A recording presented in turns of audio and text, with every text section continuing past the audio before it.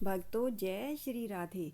आज की वीडियो में हम कुशा घास का हमारे शास्त्रों में क्या महत्व है और कुशा घास को पवित्र कार्यों में सबसे अधिक उपयोग क्यों किया जाता है, इसके महत्व को जानने के लिए एक कहानी सुनेंगे। महर्षि कश्यप की दो पत्नियां थीं। एक का नाम था कद्रू और दूसरी का नाम था विनिता।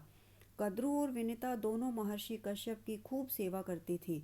महर्षि कश्यप ने उनकी सेवा से प्रसन्न होकर वरदान मांगने को कहा तो पहली पत्नी कद्रू ने कहा कि मुझे 100 पुत्र चाहिए। महर्षि ने तथास्तु कहा और वरदान दे दिया।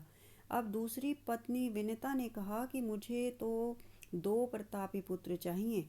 महर्षि कश्यप ने उसे भी 2 तेजस्वी पुत्र होने का वरदान देकर अपनी साधना में तल्लीन हो गए। कद्रू के पुत्र सर्प के रूप में हुए और विनिता के 2 प्रतापी पुत्र हुए, जिनमें से एक गरुड़ जी हुए। किसी भूल के कारण विनिता को कद्रू की दासी बनना पड़ा।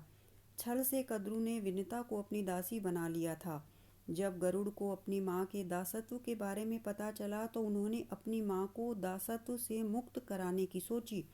कद्रू के पुत्रों ने शर्त रखी कि अगर गरुड़ स्वर्ग से अमृत कलश उन्हें लाकर दे तो वे उनकी माँ को दासत्व से मुक्त कर देंगे। गरुड़ ने स्वर्ग से अमृत कलश लाकर उन्हें दिया और अपनी माँ को दासत्व से मुक्त करा लिया।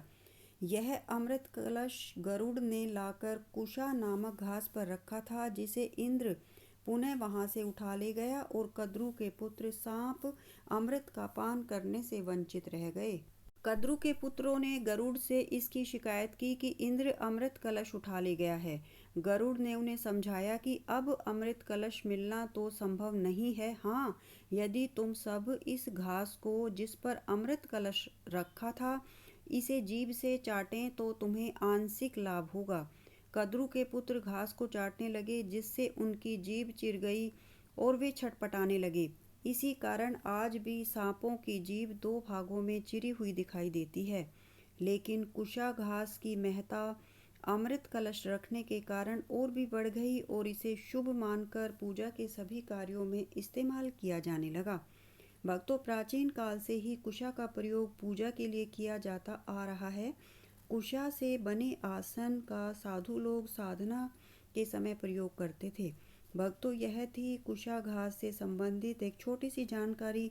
आपको यह जानकारी अच्छी लगी और ज्ञानवर्धक लगी तो वीडियो को लाइक और शेयर कीजिए। और आप पहली बार चैनल पर आकर कथा सुन रहे हैं तो कृपया चैनल अध्यात्म कथा सागर को सब्सक्राइब कर लीजिए, ताकि बेल आइकन को प्रेस कीजिए ताकि भविष्य में आने वाली सभी वीडियो की नोटिफिकेशन आप तक सबसे पहले पहुंचे। धन्यवाद।